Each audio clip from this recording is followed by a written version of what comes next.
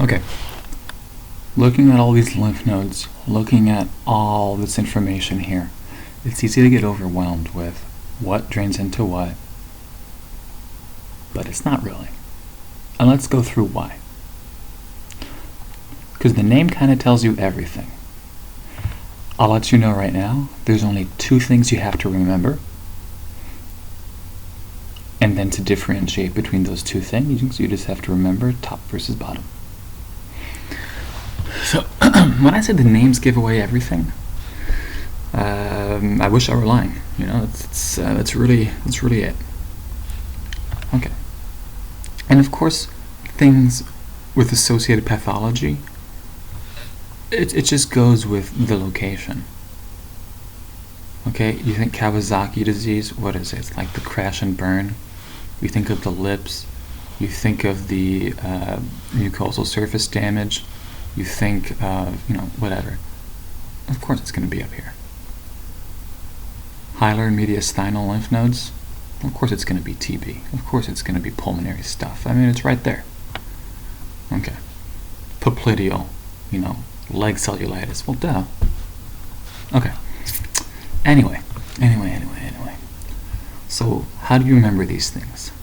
Well, cervical. It's going to be head and neck. Hilum. Well, what has a hilum? Well, you always think of the lungs. Boom, lungs. Well, mediastinal. Well, in that area, if it's not the lungs, what's it going to be? Well, it's the trachea and the esophagus. Boom. The next thing that I want to go through, axillary and superficial inguinal lymph nodes. Axillary, skin above the umbilicus. Superficial inguinal, skin below the umbilicus. So when someone says skin, you just got to think where. Axillary, superficial inguinal. Alright, so we've crossed out this sucker, crossed out this sucker, crossed out this sucker. Obviously, axillary lymph nodes. Huge when it comes to breast cancer. Okay. And of course, your upper limb. I mean, what do you want me to tell you? Look at that right there. Celiac. Well, the best way to think about this is to remember your celiac trunk. Where does it go to? Well, you gotta look at the stomach, you got your hepatic stuff, I mean, that means the liver, you got some spleen, upper duodenum. Well, what are the odds it's the same with the lymph nodes? Oh, damn. It's the same with the lymph nodes. Fantastic. Well, then what's next? Superior and inferior mesenteric? Well, everyone knows there's superior and mesenteric. In inferior mesenteric arteries, it goes blah, blah, blah, and then it ends right here at the splenic flexure. Do you think that the lymph nodes also do? Oh, it does. Fantastic.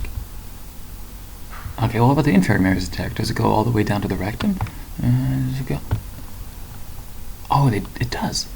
Fantastic. Look at that. You can just think of your superior mesenteric artery, your inferior mesenteric artery, and it works the same way. Fantastic. Para-aortic.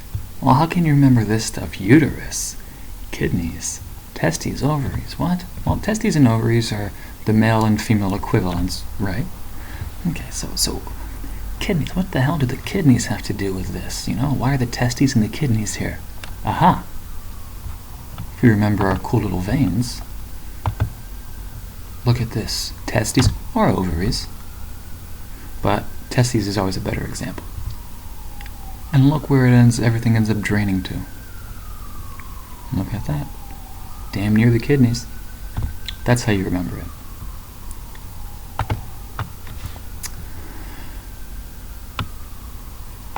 Okay.